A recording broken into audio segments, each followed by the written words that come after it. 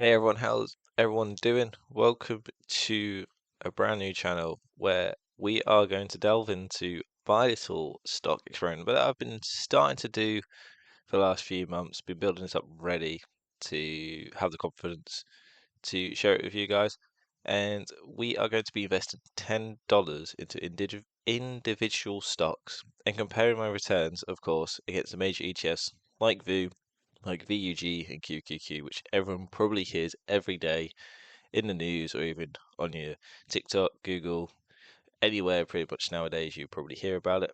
So every 4 weeks we're going to be comparing what's gone on in the last few weeks. Of course, I'll be uploading probably every week as well if I can.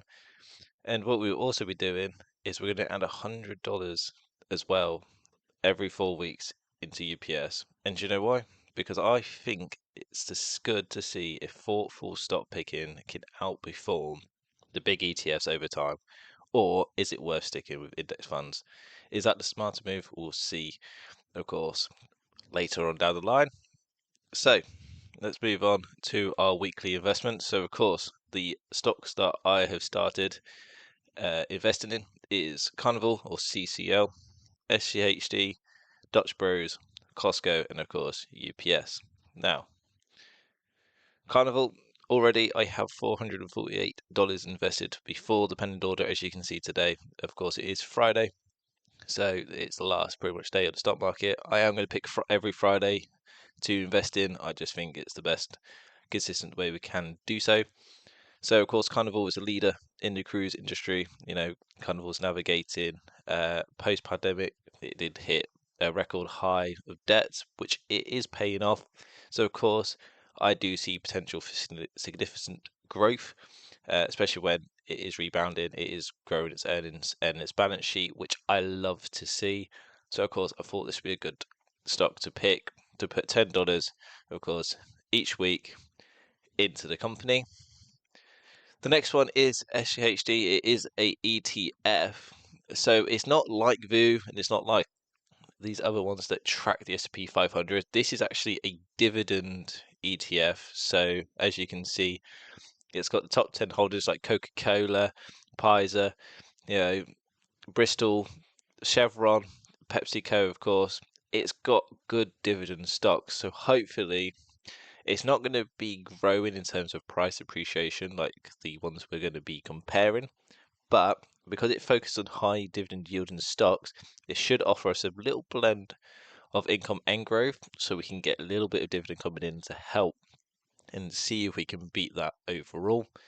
I think it's just a good choice, of course, balancing the portfolio, especially when I'm picking mainly growth stocks.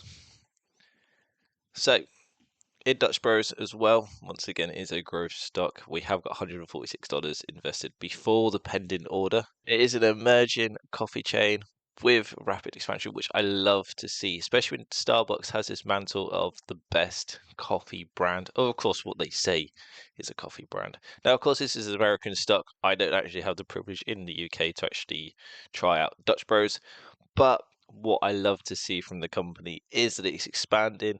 It is rapid as well. I think they're getting over nearly 300 stores, I think, this year. And of course, it appeals to the young consumers the way they're advertising and they're showing the promising growth potential with that. Now, of course, if you want me to dive into any of these stocks, more than please leave a like, hit the subscribe button, and comment down below if you which one you want me to dive into. Now, of course, lastly, in the weekly investments, we have got Costco. This is a new position for me. I am starting this as the date of recording. Costco is at $890 though, which is quite high in terms of valuation, especially with nowadays the tariffs and Donald Trump doing what he's doing. Of course, I like a few things what he's saying, so I kind of see this stock overall not doing too badly. It is a retail giant, and it is the way they actually get the revenue is using a membership-based model, and with that they also grow. So I think they reported 7.4% increase in sales, and they raise their dividends as well every single year, which is good to see. They are very happy with how much money they're bringing in, and they're confident with that by repaying shareholders. and that means they've got so much financial health in their stores that they should weather out this storm. Now, of course, like I said, we are going to be investing $100 into UPS every 4 weeks. So, of course, this is not a weekly investment. This is pretty much a monthly investment, and I just want to see what the difference kind of is from investing in a stock maybe every week to probably every month. Now, of course, UPS has been hit very heavily over the years. It has been at the highest of $200. It's now, of course, 115. The stock market at the minute is not helping the situation, but I do believe that this could regrow and it could reposition itself to the highs of what we have seen, of course, with UPS. Now, I believe that it is a cornerstone in global logistics. I believe that this is one of the best companies out there that can basically do what you're asking it to do, deliver parcels, basically. And despite the challenges, it does have a 6% dividend yield. Now, that is very high. The payout ratio on that is nearly 100%, which basically means the company is paying more to shareholders than it's actually earning. But in the recent earnings call, the management has said that it's confident of sustaining this payout, which I would love to see it do.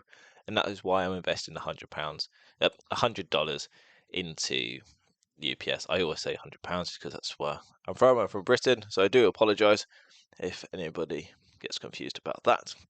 Now, of course, these are the ETFs that we are going to be comparing against and fighting against. So, of course, VU, QQQ, and VUG. Now, of course, you see the last month we have been kind of in correction stage.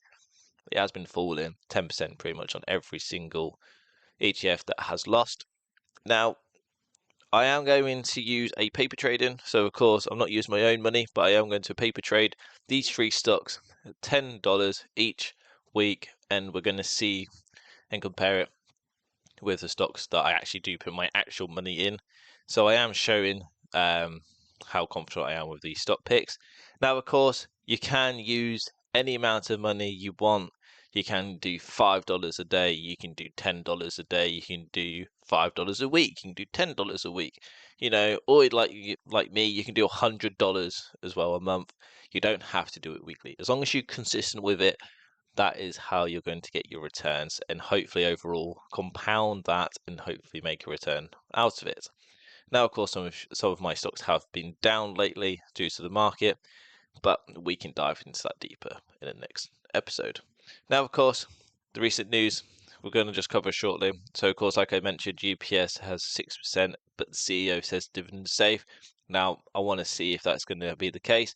No earnings is going to come up again soon, so they'll be looking to see how the company does and maintains that. How is it going to do so? I know it's cut Amazon from its company, so that they're winding that down. And of course, Costco, it missed its earnings last week due to consumers, but of course, it is still growing its revenue, which you like to see, but of course, tariffs and stuff like that isn't nice either because it basically adds uncertainty into the companies, into the markets. But I hope you guys did enjoy this first episode. I am sorry if it's not great, but I would love to hear your feedback. Now, of course, do you think any of my stock picks can outperform the ETFs? Share your thoughts, please, down in the comments. I would love to see what your guys are picking. What have you got in your portfolio? And are you actually investing just into stocks, or actually, are you doing what I'm comparing against? Are you actually investing in VU? Are you investing in these ETFs? I would love to hear it.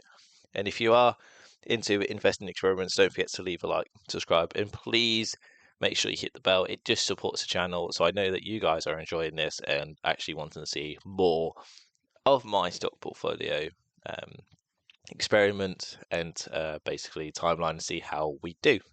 But I'll catch you in the next episode with our results and, of course, any more news of and earnings of our stocks. See you later.